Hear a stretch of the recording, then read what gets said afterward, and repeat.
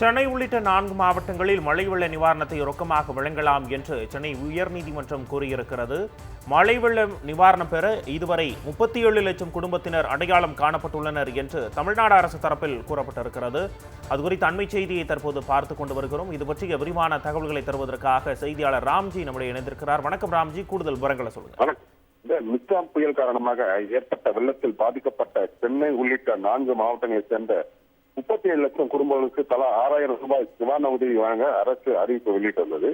இது ரொக்கமாக வழங்க வேண்டும் என்றும் இந்த நிவாரணத் தொகை சம்பந்தப்பட்டவர்கள் வங்கி கணக்கு செலுத்த கோரி சென்னை உயர்நீதிமன்றத்தில் ஒரு வழக்கு ஒன்று தாக்கல் செய்யப்பட்டது.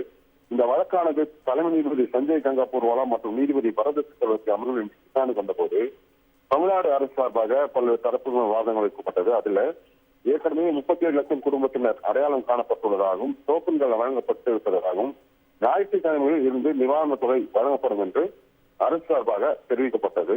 இதனை ஏற்றுக்கொண்ட தலைமை நீதிபதி அமர்வு வெள்ள நிவாரணம் உடனடியாக வழங்க வேண்டும் என்பது ஏழை மக்கள் பாதிக்கப்பட்டு இருக்கிறார்கள் என்றும் எனவே இதை உடனடியாக வழங்க வேண்டும் என்று ஒரு கருத்து தெரிவித்திருக்கிறார்கள். மேலும் நிவாரணம் வழங்குவது தற்போதைய தருணத்தில் உடனடி தேவை என்பதால் இந்த வழக்கில் எந்த இடைக்கால உத்தரவும் பிறப்பிக்க முடியாது என்று இந்த மனுதாரருக்கு சென்னை உயர்நீதிமன்றம் உத்தரவிட்டிருக்கு.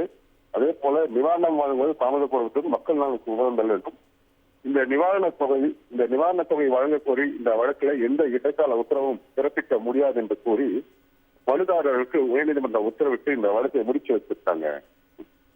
உங்களுடைய அண்மை தகவல்களுக்கு நன்றி ராம்ஜி.